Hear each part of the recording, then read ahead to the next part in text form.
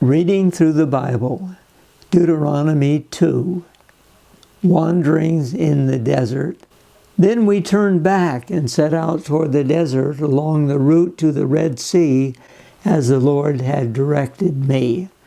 For a long time we made our way around the hill country of Seir. Then the Lord said to me, "You have made your way around this hill country long enough. Now turn north. Give the people these orders. You are about to pass through the territory of your brothers, the descendants of Esau, who live in Seir. They will be afraid of you, but be very careful. Do not provoke them to war, for I will not give you any of their land, not even enough to put your foot on. I have given Esau the hill country of Seir as his own. You are to pay them in silver for the food you eat and the water you drink. The Lord your God has blessed you in all the work of your hands. He has watched over your journey through this vast desert.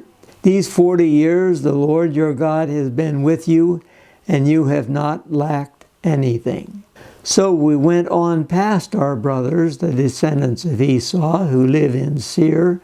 We turned from the Arabah road, which comes up from Elat and Etzion Geber, and traveled along the desert road of Moab. Then the Lord said to me, "Do not harass the Moabites or provoke them to war, for I will not give you any part of their land. I have given Ar to the descendants of Lot as a possession." The Emites used to live there, a people strong and numerous, and as tall as the Anakites. Like the Anakites, they too were considered Rephaites, but the Moabites called them Emites. Horites used to live in Seir, but the descendants of Esau drove them out.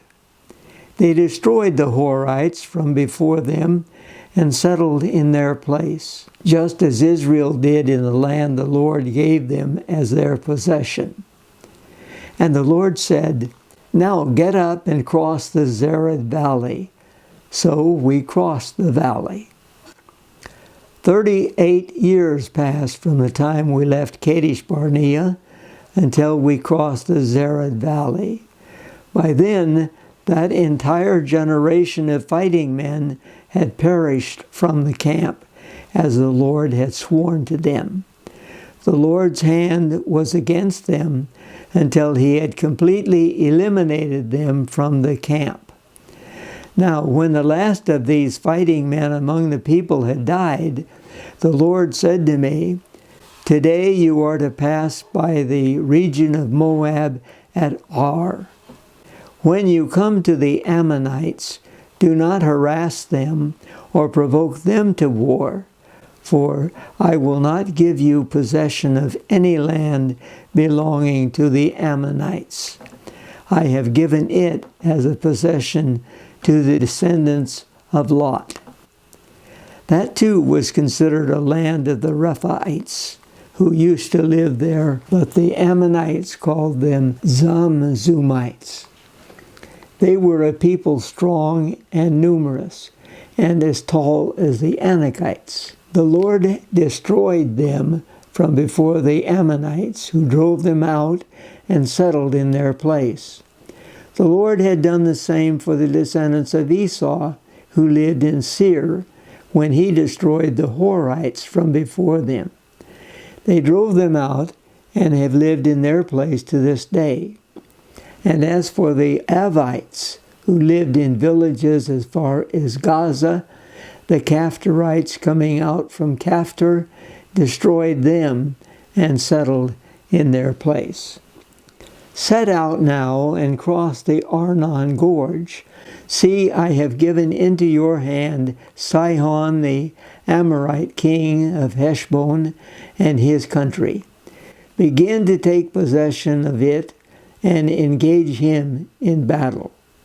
This very day I will begin to put the terror and fear of you on all the nations under heaven, They will hear reports of you and will tremble and be in anguish because of you.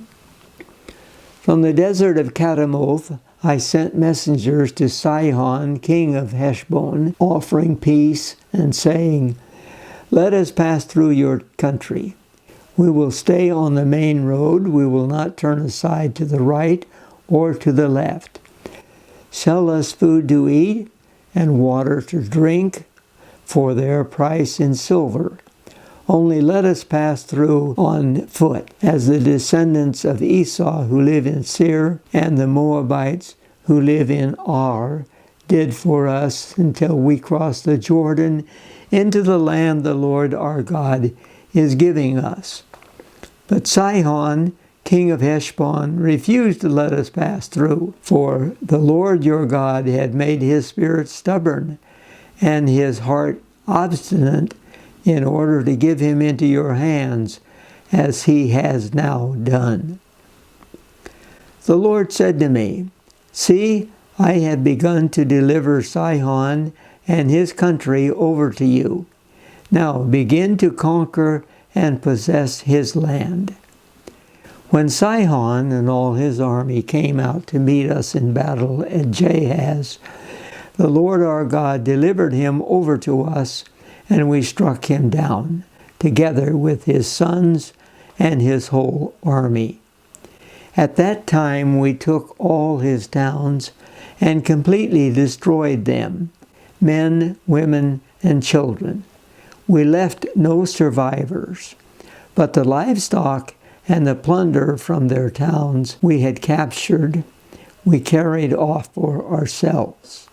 From Aroer on the rim at the Arnon Gorge, and from the town in the gorge, even as far as Gilead, not one town was too strong for us. The Lord our God gave us all of them. But in accordance with the command of the Lord our God, you did not encroach on any of the land of the Ammonites, neither the land along the course of the Jabbok, nor that around the towns in the hills. And in this section, we have the story about the taking of Sihon's land. He was the king of Heshbon.